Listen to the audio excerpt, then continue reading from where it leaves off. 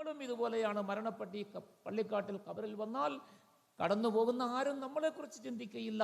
തമറു അഖാരിബി ജനബാതി ഖബരി കഅന്ന അഖാരിബി ലം യഅരിഫൂനി ദവുൽ മീറാസി യഖ്തസിമൂന മാലി വമാ യഅലൂന അൻ ജഹദൂ ദുയൂനി.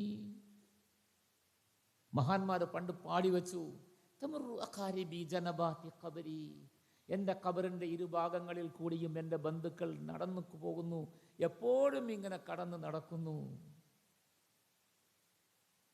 കഅന്ന അഖാരിബി ലം യഅരിഫൂനി, അവർ പോകുന്ന പോക്ക് കണ്ടാൽ അവരെന്നെക്കുറിച്ച് ഒരു പരിചയവുമില്ലാത്തവരെ പോലെയാണ് പോകുന്നത്.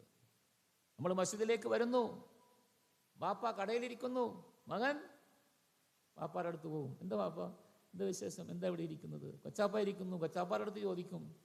കടയിൽ സാധനം വാങ്ങാൻ വേണ്ടി വന്ന് നിൽക്കുന്നു സഹോദരി, കണ്ട സഹോദരി എന്ത് വാങ്ങിക്കാൻ വന്നതാ മോൾ? താത്ത വിളിച്ച് ചോദിക്കും.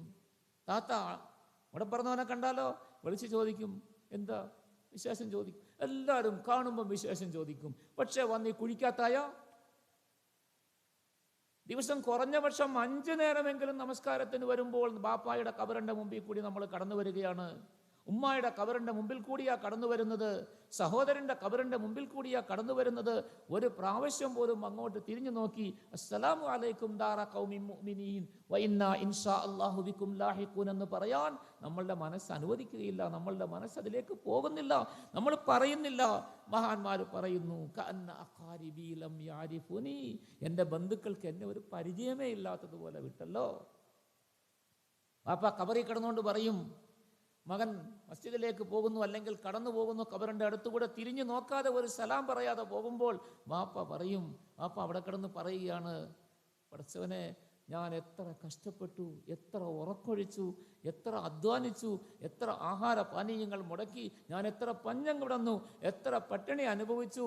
എൻ്റെ ഈ പോകുന്ന മകനെ സംരക്ഷിക്കാൻ, അവന് സമ്പത്തുണ്ടാക്കി കൊടുക്കാൻ, ഞാൻ അവസാനം ഉണ്ടാക്കി കൂട്ടി വെച്ച് വന്ന സമ്പത്തെല്ലാം എൻ്റെ കണ്ണടഞ്ഞപ്പോൾ ഞാൻ മരിച്ച് എന്നെ പൊതിഞ്ഞ് കൊണ്ടുപോയി ഖബറിലാക്കുന്നതിന് മുമ്പ് തന്നെ അവർ പകുത്തോണ്ട് പോയ